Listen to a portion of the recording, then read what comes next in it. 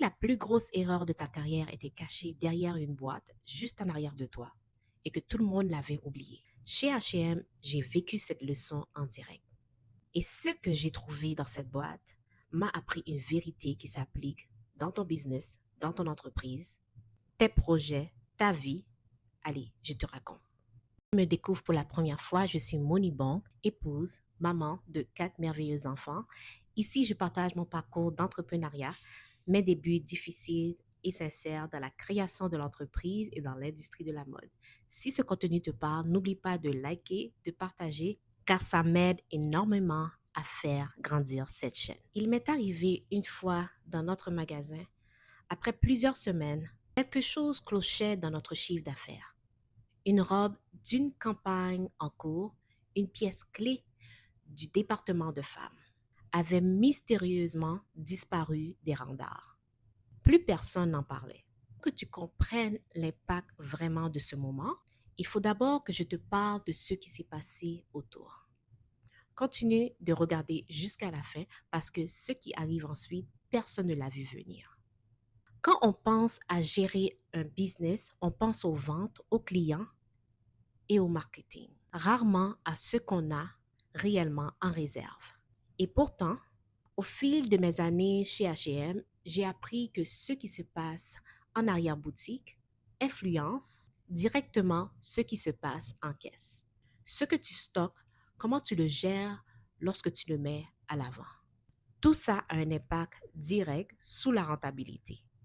Et ça dépasse largement le retail. Que tu aies une boutique en ligne, des produits physiques, des ressources numériques et même du temps à gérer, les principes sont les mêmes. Aujourd'hui, je te partage 3 moments que je n'oublierai jamais. 3 moments qui m'ont ouvert les yeux sur quelque chose d'essentiel. Trop, c'est aussi un problème. Je me souviens d'une collection qui avait très bien démarré. Les ventes étaient fortes, les quantités reçues étaient calculées selon la demande de notre clientèle.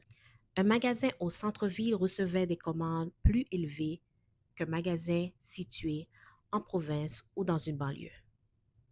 Tout était basé sur les chiffres d'affaires. Plus qu'on a mieux, c'est ce que je croyais. Mais j'avais tort. Les tendances ont changé rapidement, comme elles changent toujours dans l'industrie de la mode.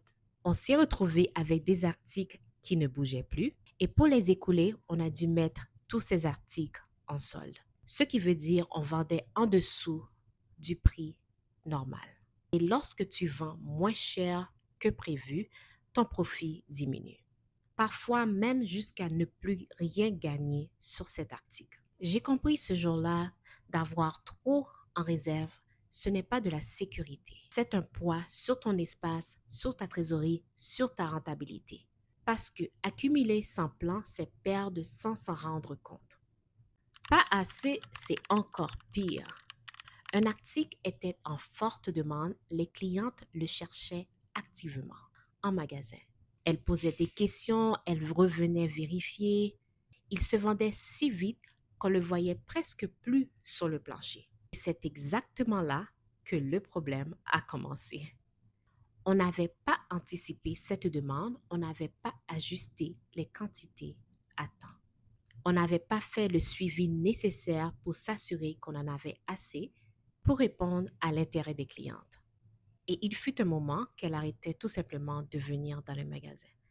Elles n'étaient même pas en colère, frustrées, elles étaient juste reparties. Juste repartir. Repartir dans un autre magasin, dans une autre boutique, vers une autre marque, vers un autre magasin qui avait un produit similaire qu'elles cherchaient. Et voilà ce que j'ai réalisé. Une vente perdue à cause d'une rupture, ce n'est pas juste une vente perdue. C'est une cliente qui avait tout simplement trouvé ailleurs ce qu'elle cherchait chez toi.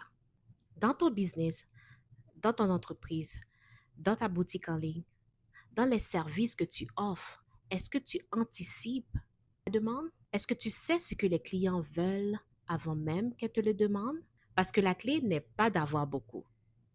La clé est d'avoir juste assez au bon moment. Ce que tu ne vois pas te coûte cher. Et maintenant, je reviens à ce matin-là, à cette boîte que j'ai ouverte presque par hasard. On n'avait pas manqué de stock, on avait manqué de suivi. Pendant que les clients repartaient les mains vides, pendant que les ventes chutaient, pendant qu'on cherchait des solutions pour compenser, la réponse était à quelques mètres de nous sans que personne ne le sache. J'ai compris que dans un business, ce que tu ne surveilles pas finit par te coûter cher. Au fil de mes années chez H&M, la rotation du stock était stratégique. On suivait, on analysait, on ajustait selon la demande de notre clientèle. Ce n'était pas instinctif, c'était méthodique. La rentabilité ne dépend pas simplement de ce que tu vends, elle dépend de comment tu gères ce que tu as. Et cette boîte que j'avais ouverte ce matin-là, c'était la robe dans plusieurs unités, différentes tailles, intactes. Jamais sortie de l'arrière-boutique. Jamais sortie de l'arrière-boutique. Elle était là depuis le début. On l'avait cherchée partout, sauf là où elle était vraiment. On dit souvent que les profits est dans les ventes. Au fil de mes années dans le retail, j'ai compris quelque chose de différent. Le vrai profit est dans la gestion.